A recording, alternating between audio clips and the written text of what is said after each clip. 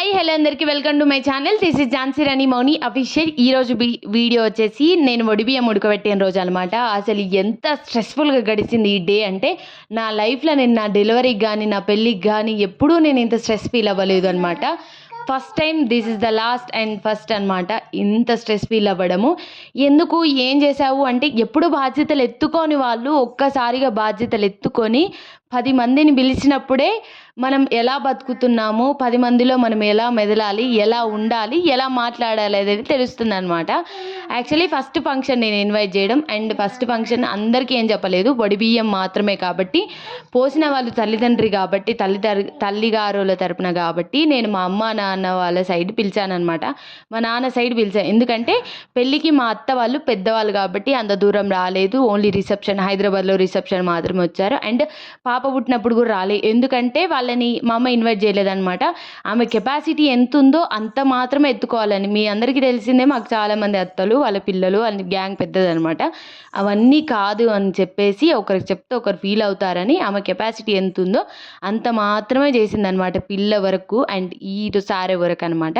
So నేను ఈసారి వాళ్ళకి చెప్దాము, వాళ్ళని దూరం పెట్టొద్దు, ఇంకా వాళ్ళకి కూడా చెప్పాలి అని చెప్పేసి పిలిచానమాట.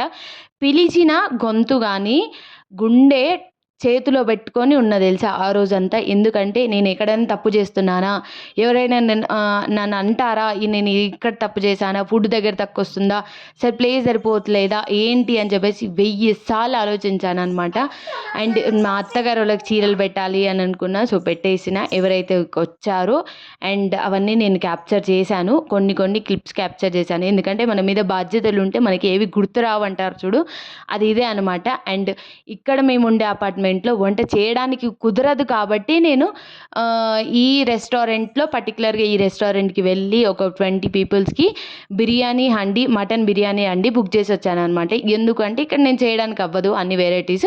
ఇంట్లో చికెన్ తెప్పించి వడిబియ్యం ఏదైతే పెట్టారో అది రైస్ చేపించాను. సత్యనారాయణ స్వామికి ఎవరైనా మీరు నాన్ వెజ్ పెడతారా అంటే ఎస్, తెలంగాణలో పెడతారు. అండ్ తెలంగాణ వదిలేస్తే పక్కన పెడితే మా కల్చర్లో మేము ఉన్న సైడ్ పెడతారు. అండ్ నేను అడిగిన స్వామి వాళ్ళని, పెద్దవాళ్ళని అందరినీ అడిగే ఈ నిర్ణయం తీసుకొని ఒక స్టెప్ ముందుకు వచ్చాను. అండ్ మీరు ఎప్పుడైనా బాధ్యతలు ఎత్తుకున్నారా, ఇంత స్ట్రెస్ఫుల్గా మీకు ఏది అనిపించిందో కామెంట్ చేయండి. అంతే ఈ వీడియో. Bye bye. అవును, మీతో ఒక విషయం మాట్లాడాలి. 4000 మంది నా వీడియోస్ చూస్తున్నారు, సబ్స్క్రైబ్ ఎందుకు చేసుకోవట్లేదు?